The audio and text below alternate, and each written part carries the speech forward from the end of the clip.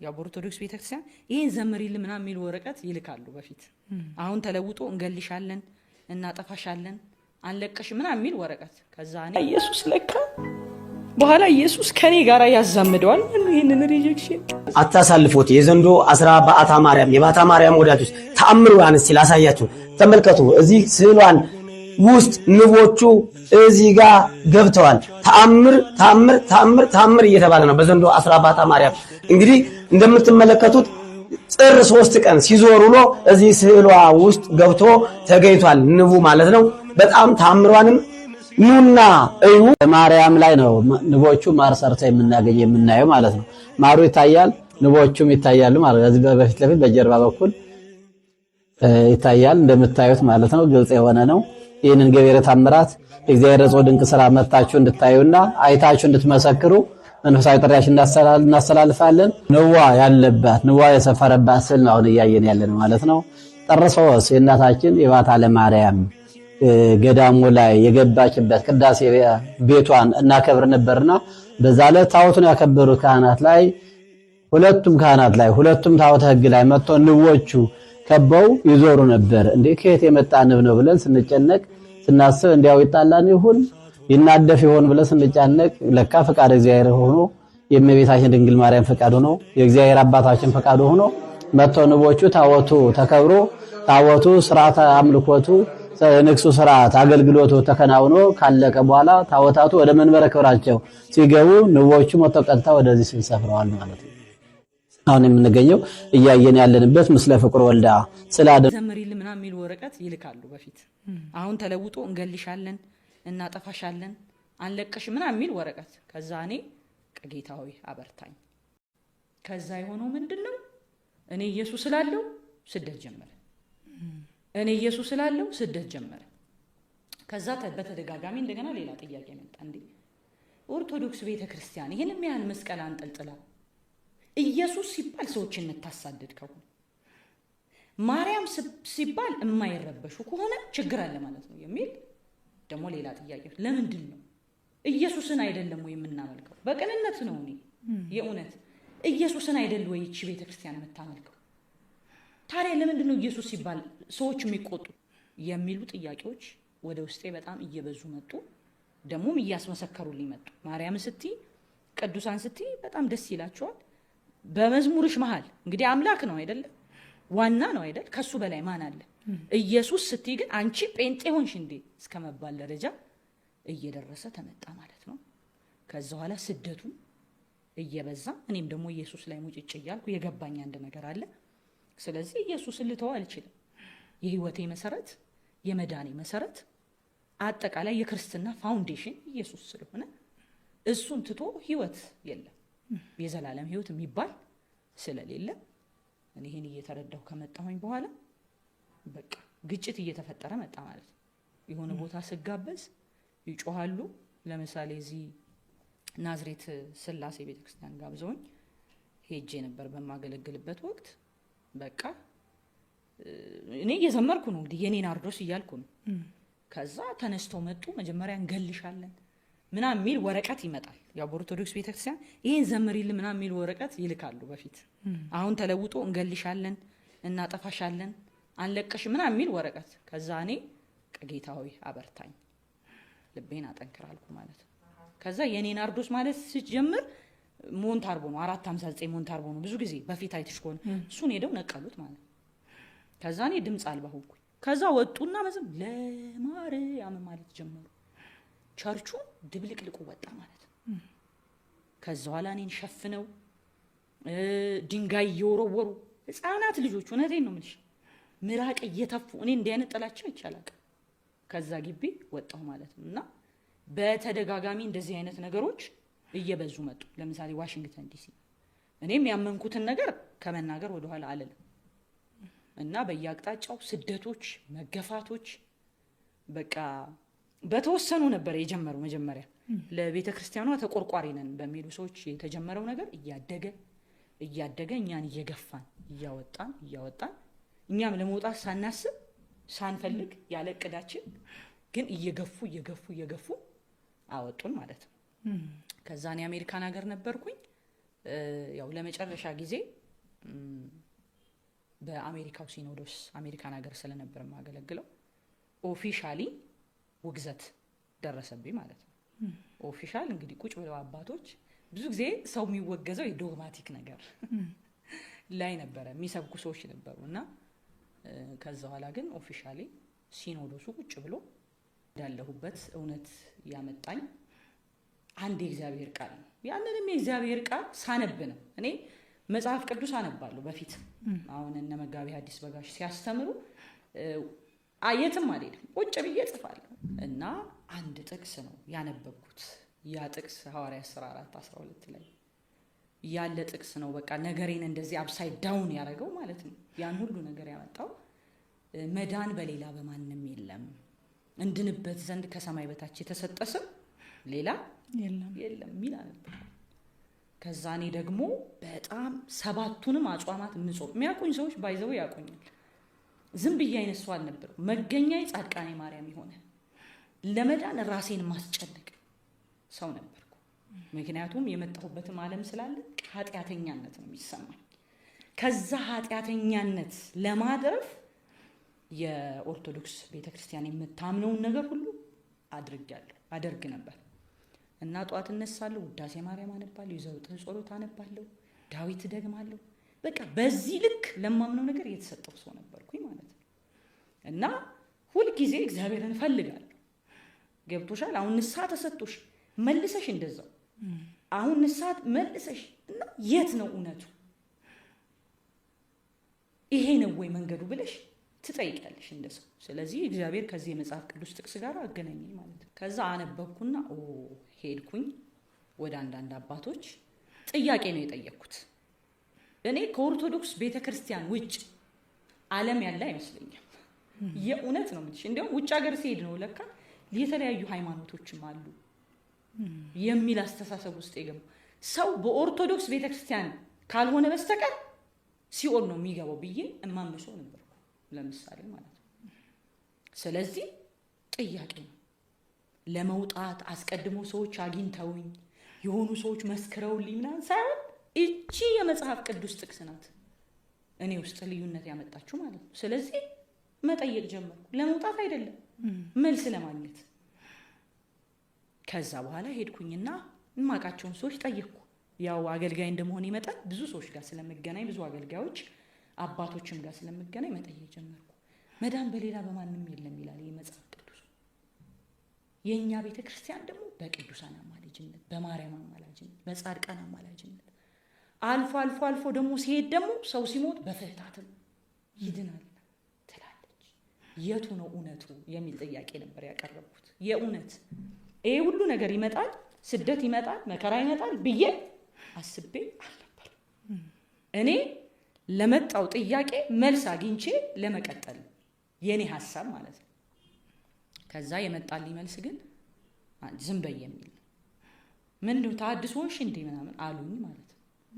ሲሉኝ ተሐድሶ ምንድን? በጣም ሩቅ ነኝ እኔ ባይዘው ለእንዲህ አይነት ተሐድሶ ምንድን ነው አልኳቸው። ምንድን ነው ተሐድሶ? አረ ዝም በይ ተሐድሶ ምናምን በቃ ተጀመረ ማለት ነው።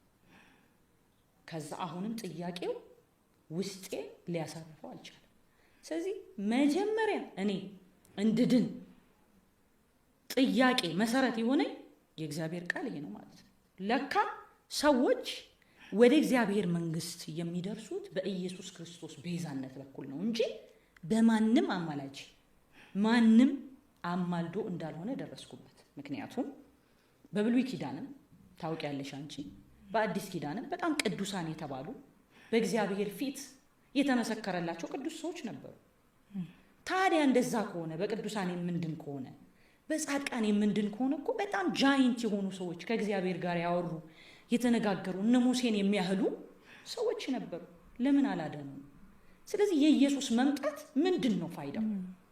የኢየሱስ በመስቀል መሰቀል፣ ያን ሁሉ መከራ ማየት፣ በዛ ሁሉ ምጥ ውስጥ ማለፍ ምንድን ነው ፋይዳው የሚል ደግሞ ጥያቄ ወደ አይምሮ ይመጣ ማለት ነው። ስለዚህ ከዛ በኋላ ሳነብ እነሱም ያስተምሩት አስተምሮ ከመጽሐፍ ቅዱስ ጋር እንደሚጋጭ ከእውነቱ አባት ከሆነው አይደለም የመጽሐፎች ሁሉ አባት ከሆነው ከመጽሐፍ ቅዱስ ጋር ሕያው ከሆነው ከእግዚአብሔር ቃል ጋር ዘላለም ከሆነው ከእግዚአብሔር ቃል ጋር እንደሚጋጭ ወይንም ከተሐድሶ እንቅስቃሴ ውስጥ ካሉ ወገኖች ጋር ምንም አይነት ግንኙነትም የለሽም። አሁን ብዙ ጊዜ የሚታሰበው መጀመሪያውኑ ውስጥ ለውስጥ እዛው ያላችሁ ከውጭ ካሉት ከወንጌል አማኝ ወይንም ደግሞ ከተሐድሶ እንቅስቃሴ ውስጥ ካሉ ሰዎች ጋር ግንኙነት ፈጥራችሁ እንደው በቃ ዝም ብላችሁ በአካል ብቻ እዛ ሆናችሁ ከዛ ግን ለመውጣት እየተመቻቻችሁ ቆይታችሁ ከዛ ልክ ውግዘቱ ሲደርስባችሁ በቀጥታ እንደወጣችሁ ነው የሚታሰበው። እስከ ውግዘቱ ድረስ አንቺ ምንም አይነት ግንኙነት አልነበረሽም? የመውጣትም አላማ አልነበረሽም? እኔ አልነበረኝም። እውነት ለመናገር ምንም ይሄ አሁን ከፕሮቴስታንት ጋር ያሉ ሰዎች ወንጌል እንዲህ ነው የመዳን መንገድ ይሄ ነው ብሎ የነገረኝ ሰው የለም። አየሽ፣ ግን ይሄ መጽሐፍ ቅዱስ መንፈስ ቅዱስ ግን በቃ አይኔን ስላበራልኝ ነው ጥያቄም የጀመርኩት እና ውሸት ነው። እኛ ከዚህም በፊት የሚያገለግሉ አገልጋዮች አብረውን የነበሩም ሰዎች ያውቃሉ። ጭራሽ ምንም አይነት ስትራቴጂ ያልነበረን ኦርቶዶክስን ቤተክርስቲያን በሌላ ነገር የማናስብ ማለት እነሱ እንደሚሉት በቃ ህዝቡን አውጥቶ ጴንጤ ለማድረግ የተለያየ ፈጽሞ እንደዛ አይነት ነገር ሐሳቤ ያልነበረን በጣም በቀንነትና በፍቅር ኦርቶዶክስ ቤተክርስቲያንን የምናገለግል በጣም ዋጋ የምንከፍል ልጆች ነው የነበረው እና ይሄ ከእውነት የራቀ ነው። የነበሩ ሰዎችም ደግሞ ያውቃሉ። ምንም አይነት ስትራቴጂ የለም። የምንገናኘውን ጴንጤም ሰው የለም። ግን መጽሐፍ ቅዱስ ይሄው በመንፈስ ቅዱስ አማካኝነት እውነቱን ለኔ አብርቷል እና እኔ እንደዛ አይነት ሙቭመንት እኛ ግሩፕ ውስጥ እንዲህ አድርገን እንደዚህ የሚባል ነገር ሰምቼም አይቼም አላውቅም። እንደውም አንዳንድ ሰዎች በቃ ገንዘብ ሁሉ ተሰጥቷቸው እየተደጎሙ ምናምን የሚል ሐሳብ አለ። እሱ ሁሉ ውሸት ነው። ፈጽሞ እንደዛ አይነት ነገር አልነበረ። በተወገዝሽበት ሰዓት እንደው ምን ይመስል ነበረ? ምን አይነት ስሜት ውስጥ ነበርሽ? መልስ ሰጥተሽ ነበረ ወይንስ እንዴት ነበረ? ያው እንዳልኩሽ ኦፊሻሊ ያላወገዙኝም እንጂ ከቤተ ክርስቲያን አግደውኝ ነበር። መጀመሪያ በቃ የማገለግልባቸውን ቦታዎች እያጠበቡ የሆነ ቦታ ስገኝ የሆነ በቃ ጦርነት እየተነሳ ለምን ጸብ ይነሳል። ከዛ የማገለግልባቸውን እየጠበቡ መተው ነበር። ስለዚህ እኔ ምን አደረኩኝ? በቃ እኔ በቃ አልቋል ማለት ነው ያልኩት። እግዚአብሔር የሚፈልገኝ የአገልግሎት ጊዜና ዘመኔ እዚህ ድረስ ነበር ማለት ነው አልኩኝና ወደ ስራ ነው የገባሁት። አሜሪካን ሀገር ሲልቨር ስፕሪንግ አካባቢ ነበር የምኖረው። ኡበሬን እሰራለሁ ማለት ነው። ኡበር እሰራለሁ፣ ቤት እገባለሁ። ለምን ወደ ፕሮቴስታንት አልሄድኩም? ጋፕ በጣም ነበር በዛ መሃል። እኔ ግን በቃ አልቋል፣ በኦርቶዶክስ ቤተክርስቲያን ያለኝ አገልግሎት እግዚአብሔር እዚህ ድረስ ነበር የፈለገኝ ማለት ነው ብዬ ስራዬን እየሰራው እንደ ማንኛውም ሰው ለመኖር የኡበር ስራ ውስጥ ገባው ማለት ነው። እና ኡበር እየሰራው ነው አንድ ወዳጄ ከዳላስ ቴክሳስ ደውሎ እንኳን ደስ ያለሽ አለኝ ማለት ነው። እኔ ደግሞ ምን ተፈጥሮ ነው ብዬ ምንድነው አልኩት። ለሊት ስለሆነ ምንዳው ቀን እተኛለሁ ስለው ተወገሽ እኮ አለኝ። ኤኒዌይስ ኦሬዲ መጀመሪያ ተዘጋግቷል አልሄድም። ስለዚህ ምን አልኩ? አይ በቃ ገላገሉ አልኩኝ። ኢሳት ዘግቦታል። አታችን ማድረግ ከተቻለ ከዚህ ጋር እናደርገዋለን። ኢሳትም ዘግቦት ነበር። የወጣው ወረቀት ነበረ። በወቅቱ ሲያወግዙ አልጠየቁኝ። ጥፋቴ ምንድነው? ችግሬ ምንድነው? ምናምን የሚለውን ነገር ምንም አልሰማሁም። የሰማሁት ግን መወገዜን ብቻ ነው። ጠርቶም ይሄና ይሄ ስተት አለ ይሄ አለ ብሎ በመጽሐፍ ቅዱስ ሙግት ውስጥ የተቀመጠ የለም፣ ያስረዳኝም የለም ማለት። ስለዚህ ጭፍን በሆነ መንገድ ተሰብስቦ ሲኖዶሱ አውግዞኛል ማለት ነው። ያው ለኔ ግን ወደ እውነቴ ወደ ኢየሱስ ስለሆነ ያስጠጉኝ ምንም ጉዳት ረንምናው የቅዱስ ያሬድ መዝሙር ዜማ የሚባል በመዝሙር የለም። ክርስቲያኖች ይሄን ነገር ሳይቃጠል በቅጠል ማስቆም አለብን። በቤተክርስቲያናችን ሙዚቃ የሚመስሉ ዝማሬዎች የበዙት እንደዚህ አይነት ሰዎች በድፍረት ወጥቶ እንዲመናገር ስለጀመሩ ነው። እዚህ ደፈን ምናው የቅዱስ ያሬድ መዝሙር ዜማ የሚባል በመዝሙር የለም። ምንም የሚዘምረው በሀገራዊ ሀገረኛ የዜማ ቅኝት እንጂ የምንዘምረው በቅዱስ ያሬድ የዜማ ስልቶች የሚዘምር ዘማሪ እንደው አሁን በጥናት ደረጃ እኔ እዚህ ላይ ነው ሙሉ ደስ ይለኛል ቢገኝ። ይኸውልህ በትዝታ ማይነር፣ በትዝታ ሰከንድ፣ ባቲ ላይ ደግሞ ባቲ ሊዲያን፣ ባቲ ሜጀር፣ ባቲ ባቲ ማይነር፣ አምባሰል ማይነር፣ አምባሰል ሜጀር፣ አንቺ ሆዬ ለኔ እያልን እንጂ ምን ዘምረው ስቱዲዮ ሄደን እስኪ ጭረት ላይ ድፋት ላይ ርክርክ ላይ አድርገው እንዴ የትኛው ባለሙያ ነው የትኛው የለም። ሊቃውንትን ጠጋ ብለን ስንመለከት በጣም ነው ይሄን ነገር እንትን የሚሉት ይቃወማሉ እኮ ሁሉንም ነው የሚቃወሙት። ሲቃወሙ እንዲያው አንድ አራት አይና የሚባሉት ሊቃውንት ማን ናቸው የጎንደሩ? እሳቸው የለም አሉ በይሳት እግዚአብሔር ይስጣቸው። እንደዚህ ነው እናቀ ይሄ ዘማሪ ምን እያለን ነው? ቤተክርስቲያን ውስጥ የቅዱስ ያሬድ ዜማ የሚባል በዝማሬዎች ውስጥ የለም። በቅዱስ ያሬድ ዜማ አይደለም እስካሁን የነበሩ ዘማሪያን ሲዘምሩ የነበረን እያለን ነው። እንግዲህ ይሄ ሰውዬ ከዚህ በፊት በታድሶ እንቅስቃሴ ላይ ተሰማርቶ ከዛ ስተቱ ተምሮ መጥቶ እንደገና ቤተክርስቲያን ውስጥ እያገለገለ ያለ ዘማሪ ነው። በመጀመሪያ ደረጃ አንድ ዘማሪ ምንፍቅናን ተቀላቅሎ ሄዶ ሲመለስ በአንድ ጊዜው ወደ መድረክ መልሶ ዝማሬዎቹ እንዲደመጡ ማድረግ ለራሱ ስህተትና ያልተጠናበት ነገር መሆኑን ያሳያል። ሁለተኛ ነገር መናፍቃን ተወግዘው ድጋሚ ወደ ቤተክርስቲያን ህብረት ሲቀላቀሉ ከዚህም በፊት ያጠፉት ጥፋታቸው ሊነገራቸው ከጥፋታቸው ሊማሩ እንጂ በጥቂት ጊዜ ተመልሰው ወደ መድረክ እንዲህ አይነት ምንፍቅና ድጋሚ እንዲዘሩ ሊደረግ አይገባም። ስለዚህ እስከዛሬ የተዘመሩ ዝማሬዎች የቅዱስ ያሬድ ዝማሬ የጠበቁ አይደሉም የሉም ብሎ እየካደ ነው። ለዚህ ንግግሩ ደግሞ ማስረጃ አድርጎ የሚያቀርበው ሊቀ ሊቃውንት ዕዝራ አዲስ ነው። እንዲህ ብሎ የተናገሩበት መልኩ ሌላ ነው። በዚህን ጊዜ የቅዱስ ያሬድ ዜማ ጠንቅቀው የሚዘምሩ ዘማሪያን የሉም፣ የቅዱስ ያሬድ ዜማ ቀርቷል ብለው ሊናገሩ ይችላሉ እንጂ የቅዱስ ያሬድ ዜማ የሚባል መዝሙር የለም ብሎ በፍጹም ሊናገሩ አይችሉም። ስለዚህ ይሄንን ማስረጃ ጥግ አድርገው ከዚህም በኋላ በቤተክርስቲያን ውስጥ የምንሰማቸው ዝማሬዎች የቅዱስ ያሬድ ዜማ ያልጠበቁ የቅዱስ ያሬድ ዜማ የሚባል የለም፣ ስለዚህ ሙዚቃ አዳምጡ ብለውን እየጋበዙ ነው ሊሶች። ይሄንን ንግግራቸውን ደግሞ በድርጊት እንዲያደርጉ ያሰሙናል። ነኝ እኔ በሕይወቴ ስላለኝ ውዴ አብሮቴ አይምሮን የሚያልፈው ያንተ ምሕረት ይሄ ቃሉ ቃል እግዚአብሔር ሆነ እንጂ ዜማው ምንም መዝሙር አይመስልም። ከሙዚቃ ማይተናነስ ዜማ ነው። ይሄንንም ደግሞ ተገን አድርጎ መናፍቃኑ የእናንተኑ ዜና እያነሱ መልሶ ይዘምሩበታል። ለምን? የቅዱስ ያሬድን የጠበቀ ዜማ ስላልሆነ። ደስተኛ ነኝ እኔ በሕይወቴ ስላለኝ ውዴ አብሮቴ። የነ ሊቀ መዘምራን ኪነ ጥበብ ዝማሬዎችን ብንመለከት መናፍቃን የነሱን ዝማሬ ሲዘምሩ አላየንም። የነ ሊቀ መዘምራን ታደለ ፊታን ብንመለከት መናፍቃን የነሱን ዝማሬ ሊዘምሩ አልደፈሩም። የአባቶቻችንን በበገና የሚዘምሩትን የነ ሊቀ መዘምራን አለማዋጋን መዝሙር መናፍቃን ሊዘምሩት አይደፍሩም አልደፈሩም። ግን የእናንተን ዝማሬ ለመዘመር የደፈሩት ሙዚቃ ስለሚመስል ነው። በእነሱ ስብ ውስጥ ስላላችሁ የእነሱን መንገድ ስለምትከተሉ የእናንተን ሙዚቃ የእናንተን መዝሙር ወስደው እነሱም ይዘምሩታል እንደፈለጉት ማለት ነው። እስቲ የነ ዘማሪት ማርታን ዝማሬ መመልከት እንችላለን። እያንዳንዱ ሰዓታትን የነካ መዝሙር ሰዓታት ስባተ ፍቁር የምትቆሙ ዲያቆናት ምዕመናን ካላችሁ የእነሱን ዝማሬ ተመልከቱት። ከስባተ ፍቁር የተቀዳ ከማረና የተቀዳ ማይበረ ቅዱሳን የሚዘምሩትን ዝማሬዎች ተመልከቱ። ከቅዱስ ያሬድ ዜማ የተቀዳ መዝሙር ነው። ስለዚህ አይናችሁን በጨው አጥባችሁ መጣችሁ እዚህ ላይ ምንፍቅናችሁን አታስተምሩ። ቤተክርስቲያን የቅዱስ ያሬድ ዜማ የሚባል የላትም እያላችሁ መዝሙሩ እንደፈለገ ልክ እንዲሆን አትጋብዙ። መዝሙር የከንፈር መስዋዕት ነው፣ ለእግዚአብሔር የሚቀርብ ታላቅ መስዋዕት ነው። ስለዚህ ይህን ነገር አቃለን ከሙዚቃ ጋር እኩል ለማድረግ ባንጥር ጥሩ ነው። ክርስቲያኖችም ተጠንቀቁ። ከእንደዚህ አይነት ሙዚቃ ከሚመስል መዝሙርም ራሳችሁን ጠብቁ። የአባቶቻችን የቀደሙትን የነ ሊቀ መዘምራን ኪነ ጥበብን የነ ይልማን እንዲሁም ደግሞ የነ ማርታን የነ ታደለ ፊታን የነ ዓለሙ አጋን ዝማሬዎች ለመከታተል ለማድመጥ ሞክሩ። በዚህ ጊዜ የሚመጡ ዝማሬዎች ጤነኛ አይደሉም። እግዚአብሔር ኢየሱስ ክርስቶስ ድንግል ማርያም ብለው ቃል እግዚአብሔር ስላስገቡበት ብቻ ራሱን ችሎ መዝሙር ሊሆን አይችልምና ስለዚህ በእነዚህ እግዚአብሔር ልጅ እግዚአብሔር ወልድ ወደዚህ ዓለም የመጣውን መውረድ አድንቆ በዚያ ተመስጦ መኖር ነው። አሁን እየጾምን ይመስላችኋል?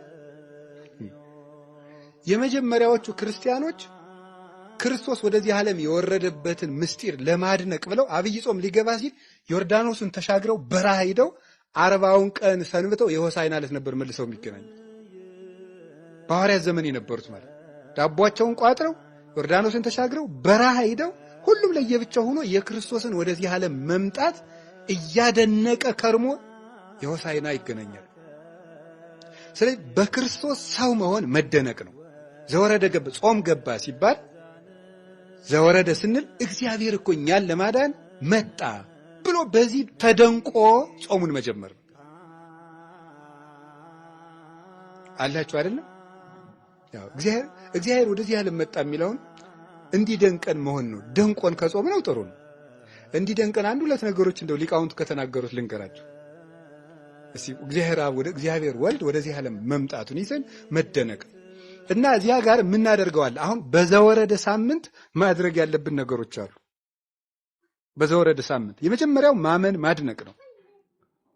የምናደንቀው ሰው ሆኖ ወደዚህ ዓለም የመጣበትን ምስጢር ነው። ቅዱስ ዳዊት ምን ብሎ ነበር የተናገረው? አጽነነ ሰማያተ ወረደ ነው ብሎ ነው የተናገረው።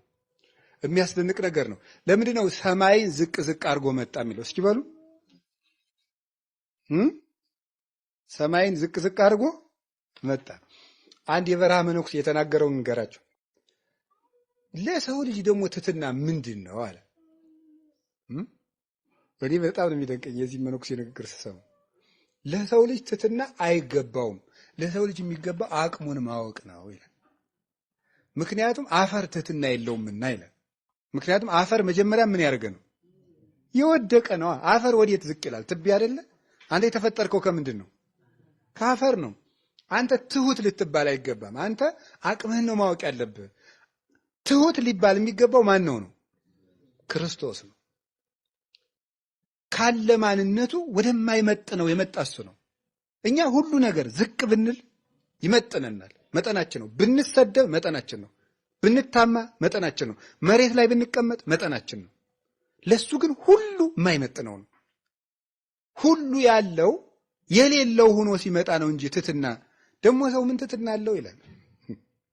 አፈር ትሕትና አለው እንዴ? የዐቢይ ጾም ጉዞ በምን ይጀመራል? በምን? በትሕትናት ወርዶ ነው የሚጀመረው። ወርዶ ነው የሚጀመረው። በትሕትና ይጀመራል። የልዕልና መጀመሪያው ትሕትና ነው። ለዚህ ነው አባቶቻችን ምን ይባላሉ? ምን ይላሉ? ትሕትና የትሩፋት ሁሉ ምንድናት ይላሉ? መሰረት ናት ይላል። ቤት ሲሰራ መጀመሪያ መሰረቱ እንደሚጣለው የጸና አለት የሚባለው ነፋስ ገብቶ የማይጥለው ቤት የሚባለው ትሕትና መሰረት ላይ የቆመ ሰው ነው። ትሁት ከሆንኩ ማን ይገፋል? ራስህን እኮ ከፍ ስታደርግ ነው ሰዎች ሁሉ የሚገዳደሩ እና የዐቢይ ጾም ጉዞ በትሕትና ይጀመራል። ትሁት ሆነን ምን ማድረግ አለብን ነው? ጾማችን ከሌላው ጾም የተለየ ንጹህ መሆን አለበት ነው። አሁን ቀጥሎ በሁለተኛው ሳምንት የሚመጣው ምንድን ነው? ንጽህና ነው። በመጀመሪያው ሳምንት ትሕትና ነው የሚመጣው። በሁለተኛው ሳምንት ንጽህና ነው። ንጹህ መሆን፣ ራስን ማንጻት። ራስን ማንጻት ራሳችን እንዴት እንደምናነጻቸው ራሱ ነግሮናል። ሶበ ትጸውሙ ኢትኩኑ ከመ መደላዋን እስመ እሙንቱ ይትመጸለው ወይቈጽሩ ገጾሙ ከመ ያእምር ሰብእ ከመ ጾሙ። ስትጾሙ እንደነማን አትሁኑ ነው ያለ? እንደ ግብዞች አትሁኑ። እነሱ ሰው እንደ ጾሙ ያውቅላቸው ዘንድ ፊታቸውን አጠውልገው ምን ይላሉ? ይታያሉና ነው። አንትሙሶ ሶበ ትጸውሙ ቅብኡ ርእሰክሙ ወሕጽቡ ገጸክሙ ከመ ያእምር ሰብእ ከመ ጾምክሙ። እናንተ ግን ስትጾሙ አለ ምን አድርጉ አለ? ራሳችሁን ተቀቡ፣ ፊታችሁን ታጠቡ፣ እንደዚህ አድርጋችሁ ጹሙ ነው። ሰው እንደ ጾማችሁ እንዳያውቅ ዘእንበለ አቡክሙ ዘበሰማያት ማእምረ ኅቡዓት፣ የተሰወረውን የሚያውቅ ከአባታችሁ በቀር ማንም እንዳያውቅባችሁ ራሳችሁን ተቀቡ፣ ፊታችሁን ታጠቡ። በሁለተኛው ሳምንት ክርስቶስ እንድናደርግ የሚፈልገው ንጽህና ነው። የመጀመሪያው መንጻት ያለብን ከምንድን ነው? ከግብዝነትም። 3 ነገሮች ናቸው በዚህ ዕለት የታዘዝ ነው። እዚህ ወንጌል ላይ በዕለቱ በተነበበ ወንጌል ላይ በቅድስት የምናደርገው የመጀመሪያው ግብዝነት ይባላል። ግብዝነት ማለት ምን ማለት ነው? በመጽሐፍ ቅዱስ ግብዝነት 1 3 4 ፍቾች አሉት። ልንገራችሁ። ግብዝነት አንደኛ የሚናገሩትና የሚሰሩት መለያየት። ግብዝነት አይ መከራዬ ልናገረው የጨነቀኝ እኮ እኔም እንደዚያ ስለማልገኝ። የሚናገሩትና የሚሰሩት ምንድን ማለት ነው? መለያየት ግብዝነት ይባላል። ለሰው ሲቆርሱ አያሳንሱ እንደማለት ያለን። ምን ይላል ይሄን ጌታ ሲናገር? ዲበ መንበረ ሙሴ ነበሩ ለክሙ ጸሐፍቶ ፈሪሳውያን፣ በሙሴ ወንበር በሙሴ መምህርነት ጸሐፍት ፈሪሳውያን ተቀምጠው አሉላችሁ። ኩሎ ዘአዘዙክሙ ግበሩ፣ የሚያዟችሁን የሚያስተምራችሁን ስሩ። ወዘከመ ምግባሩ ሙሴ ይትግበሩ፣ የሚሰሩትን ግን ምን አትበሉ አለ? አትስሩ። የሚሏችሁን ስሩ፣ የሚሰሩትን እሳ አትስሩ። ምን አይነት ሰዎች ስለሆኑ እነሱ አለ? ወያስሩ ጾረ ክቡደ ወያሰክምዎ ለሰብእ ዲበ መትከፍቱ፣ ለሰው ጽኑ ሸክም አስረው ያሸክሙታል። ወለሊሆሙ እሰይ ይለክፍዎ በአጽባዕቲሆሙ፣ እነሱ ግን በጣታቸውስ እንኳ ምን አይሏትም? አይነኳትም። ከግብዝነት መንጻት ነው። አፍኒ ወልብኒ ህቡረ ይመኑ፣ አፍም ልብም አንድ ሆነው ይመኑ እንደተባለ በኦሪት ዘዳግም ላይ 2 አይነት ሚዛን በቤት ውስጥ አታኖር ይላል። ይገርማል። ሊቃውንቱ የሚሉት ነገር ማነው እግዚአብሔርም ያለው ነገር ሊቃውንቱም አድርገው የሚተረጉሙትን ብትሰሙት ታምር ነው። ስንት አይነት ሚዛን ነው የሚለው? ሁለት አይነት ሚዛን። ሁለት አይነት ሚዛን ማለት ምን ማለት ነው? ለሌላው ምን አድርገህ የምትሰፍርበት ነው። ጠበቅ አድርገህ የምትሰፍርበት፣ ለአንተ አነስ አድርገህ የምትሰፍርበት ልብ አይኑርህ።